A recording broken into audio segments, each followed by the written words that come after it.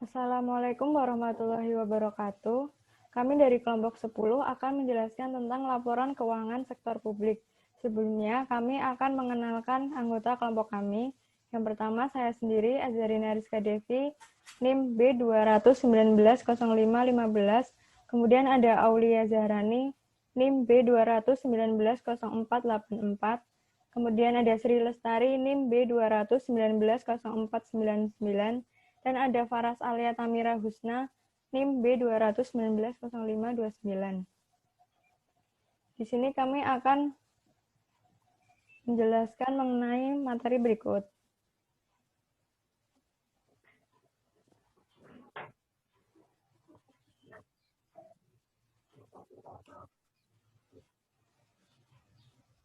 Yaitu ada pendahuluan, tujuan dan fungsi laporan keuangan sektor publik, ada tujuan laporan keuangan menurut SFAC nomor 4, pemakai laporan keuangan sektor publik dan kepentingannya, hak dan kebutuhan pemakai laporan keuangan, perbedaan laporan keuangan sektor publik dan sektor swasta, ada luas pengungkapan yang diperlukan, dan ada kesimpulan.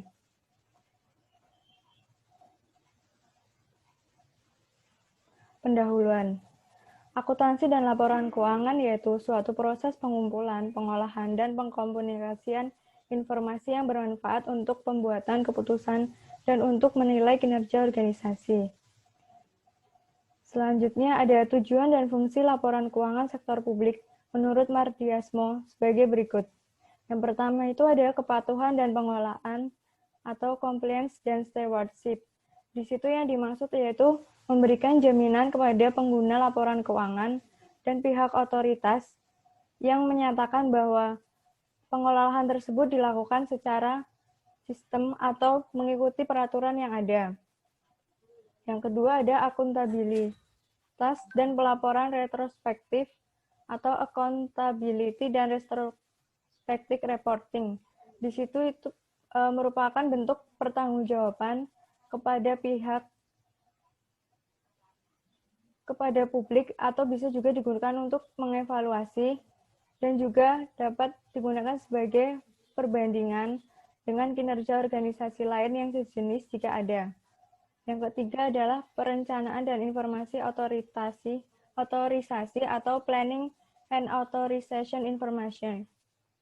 Itu merupakan dasar perencanaan kebijakan dan aktivitas di masa yang akan datang atau di masa depan. Yang keempat ada kelangsungan organisasi atau viability. Nah, di sini tuh fungsi laporan keuangan sebagai penentu atau dapat membantu pengguna untuk melihat apakah organisasi tersebut dapat berterus dalam jangka waktu ke depan. Kemudian yang kelima ada hubungan masyarakat. Nah, di sini merupakan sebagai alat komunikasi dengan publik dan pihak-pihak yang berkepentingan, atau juga dapat sebagai media untuk mengemukakan prestasi yang telah diraih. Selanjutnya akan dijelaskan oleh Aulia Zahrani. Kemudian saya akan menjelaskan tentang tujuan laporan keuangan menurut SFAC nomor 4. Yang pertama ada penyusunan keputusan yang rasional. Di sini laporan keuangan organisasi non-bisnis hendaknya memberikan informasi yang bermanfaat bagi penyedia, calon penyedia, pemakai, atau calon pemakai sumber daya dalam pembuatan keputusan yang rasional mengenai alokasi sumber daya organisasi tersebut. Kemudian yang kedua ada menilai pelayanan. Di sini laporan keuangan bertujuan untuk memberikan informasi kepada penyedia, calon penyedia, kemudian pemakai atau calon pemakai untuk memberikan penilaian terhadap organisasi non-bisnis tersebut. Kemudian akan ada kemampuan untuk melanjutkan pelayanan itu seperti apa. Kemudian yang ketiga memberikan penilaian kinerja manajer organisasi. Laporan keuangan bertujuan untuk memberikan informasi kepada penyedia, calon penyedia, pemakai atau calon pemakai untuk memberikan informasi dalam menilai kinerja manajer organisasi dalam pelaksanaan tanggung jawab pengelolaan serta aspek kinerja yang lain. Kemudian yang keempat, memberikan informasi tentang sumber daya ekonomi, kewajiban, dan kekayaan. Laporan keuangan bertujuan untuk memberikan informasi tentang sumber daya ekonomi, kewajiban, kekayaan, kemudian kekayaan bersih organisasi, serta pengaruhnya terhadap transaksi, peristiwa, dan kejadian ekonomi yang mengubah sumber daya dan kepentingan sumber daya tersebut. Yang kelima, informasi kinerja selama satu periode. Memberikan informasi mengenai kinerja organisasi non-bisnis selama satu periode. Kemudian yang keenam, informasi bagaimana memperoleh dan membelanjakan kas. Laporan keuangan bertujuan untuk memberikan informasi bagaimana memperoleh dan membelanjakan kas, kemudian dalam pembayaran hutang, pembayaran utang kembali, dan hal-hal yang mempengaruhi likuiditas organisasi. Kemudian ketujuh ada memberi penjelasan dan interpretasi. Laporan keuangan bertujuan untuk memberikan penjelasan dan interpretasi bagi pemakai organisasi non-bisnis tersebut.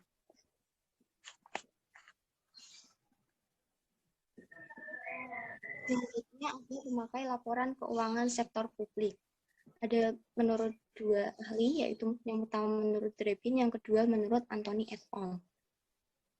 Menurut Drebin, membaginya menjadi 10 pemakai laporan keuangan sektor publik yang terdiri dari 1. Pembayar pajak, kedua pemberi dana bantuan, ketiga investor, yang keempat pengguna jasa, yang kelima karyawan atau pegawai, 6 pemasok, 7 dewan legislatif, 8 manajemen, 9 pemilih, dan yang terakhir ada badan pengawas.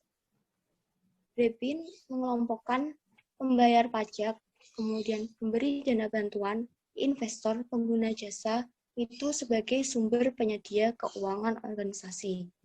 Untuk karyawan atau pegawai dan pemasok, itu sebagai penyedia tenaga kerja dan sumber daya manajerial, sumber daya material. Kemudian Dewan Legislatif dan Manajemen itu sebagai pembuat keputusan. Dan yang terakhir, pemilih dan badan pengawas itu sebagai pengawas dari Dewan Legislatif dan Manajemen. Kemudian yang kedua, menurut Anthony et al., membagi pemakai laporan keuangan sektor publik menjadi 5. Yang pertama, lembaga pemerintah. Yang kedua, investor atau kreditur. Yang ketiga, pemberi sumber daya. Yang keempat, badan pengawas. Yang kelima, konstituen. Menurut Anthony et al. Ini, pemberi sumber daya itu terdiri dari pemberi dana bantuan dan pembayar jasa. Kemudian untuk konstituen atau poin nomor 5, pembayar pajak, pemilih, dan karyawan itu dijadikan dalam satu kelompok, di mana kalau menurut Drebin itu pembayar pajak, kemudian pemilih, dan karyawan itu disendirikan. Selanjutnya akan dilanjutkan oleh Alia. Untuk yang selanjutnya ada hak dan kebutuhan pemakaian laporan keuangan. Hak pemakaian laporan keuangan itu ada 3. Yang pertama yaitu hak untuk mengetahui, yang kedua hak untuk diberi informasi, yang ketiga hak untuk didengar aspirasi. Untuk kebutuhan pemakaian laporan keuangan yaitu 1. Informasi atas biaya, harga, dan kualitas pelayanan yang diberikan. 2. Untuk mengetahui apakah pemerintah telah melakukan ketaatan fiskal dan ketaatan pada peraturan perundangan. Yang ketiga, untuk menghitung tingkat risiko, likuiditas, dan solvabilitas. Yang keempat, untuk melakukan fungsi pengawasan. Yang kelima, membutuhkan informasi akuntansi sebagai 6. Komponen sistem informasi manajemen. 7. Membutuhkan informasi atas gaji dan manajemen kompensasi. Selanjutnya yaitu perbedaan laporan keuangan sektor publik dengan sektor swasta. Laporan keuangan pemerintahan, yang pertama yaitu fokus finansial dan politik, yang kedua kinerja diukur secara finansial dan non-finansial, yang selanjutnya yaitu pertanggungjawaban kepada parlemen dan masyarakat luas, berfokus pada bagian organisasi, melihat ke masa depan secara detail, aturan pelaporan ditentukan oleh Departemen Keuangan. Dapat melihat masa depan secara detail, Aturan pelaporan ditentukan oleh Undang-Undang Standar Akuntansi Pasar Modal dan Praktik Akuntansi. Seperti yang sudah dijelaskan di atas, bahwa laporan keuangan lembaga pemerintah tidak berfokus pada organisasi secara keseluruhan, akan tetapi berfokus pada unit kerja pemerintah sebagai suatu bagian organisasi. Unit-unit kerja pemerintah tersebut merupakan entitas akuntansi dan entitas anggaran yang otonom. Laporan keuangan pemerintah lebih berorientasi pada jangka panjang karena terkait dengan konsep politik dan kenegaraan. Sedangkan pada sektor swasta, laporan keuangan perlu diaudit oleh editor independen untuk memberikan jaminan kualitas bahwa laporan keuangan yang dibuat manajemen tersebut terbebas dari salah satu material yang telah disajikan sesuai dengan prinsip akuntansi yang diterima umum.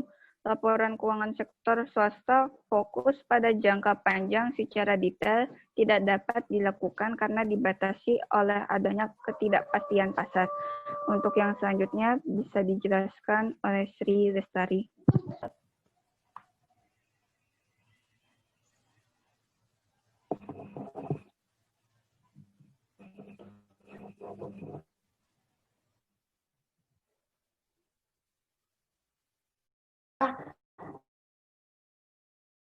Bukan komponen apa saja yang dapat dikategorikan sebagai pendapatan atau biaya operasi yang tepat untuk dilaporkan, sehingga luas pengungkapan dan kebijakan-kebijakan akuntansi yang dipraktekkan secara konsisten. Maka pemerintah diharapkan dapat memberikan informasi tambahan untuk hal-hal sebagai berikut. Yang pertama yaitu fokus pengukuran dan dasar akuntansi yang digunakan untuk pembuatan laporan. Yang kedua, ada kebijakan menghapus atau menghentikan aktivitas internal unit kerja pada laporan aktivitas. Yang ketiga, yaitu kebijakan kapitalisasi aktiva dan menaksir umur ekonomi aktiva untuk menentukan biaya depresiasinya. Yang keempat, yaitu deskripsi mengenai jenis-jenis transaksi yang masuk dalam penerimaan program dan kebijakan untuk mengalokasikan biaya-biaya tidak langsung kepada suatu fungsi dan unit kerja dalam laporan aktivitas. Yang kelima, ada kebijakan pemerintah dalam menentukan pendapatan operasi dan non-operasi. Yang keenam, pemerintah harus mengungkapkan secara detail atau lengkap dalam catatan laporan keuangan mengenai aset modal dan utang jangka panjang. Aset modal yang tidak didepresiasi harus diungkapkan secara terpisah dari aset modal yang didepresiasi. Terus informasi mengenai kewajiban jangka panjang meliputi obligasi, utang wesel, pinjaman, utang leasing, tuntutan, dan sebagainya. Sudah. Kemudian ikhtisar. Akuntansi sektor publik memiliki peran utama menyiapkan laporan keuangan. Dilihat dari sisi internal, organisasi keuangan, sektor kendalian dan evaluasi kerja manajerial dan organisasi. Sedangkan dari sisi eksternal merupakan alat pertanggungjawaban kepada publik dan sebagai dasar untuk mengambil keputusan. Akuntansi sektor publik bertujuan untuk memberi informasi yang bertujuan untuk pengambilan keputusan ekonomi, sosial, politik, dan sebagai bukti informasi yang digunakan untuk mengevaluasi kinerja manajerial dan organisasional. Nah, bagi organisasi pemerintah, tujuan umum akuntansi dan laporan keuangan adalah pertama, untuk memberikan informasi yang digunakan dalam keputusan ekonomi, sosial, dan politik, serta sebagai bukti pertanggungjawaban dan pengelolaan. Yang kedua, untuk memberikan informasi yang digunakan untuk mengevaluasi kinerja manajerial dan organisasional.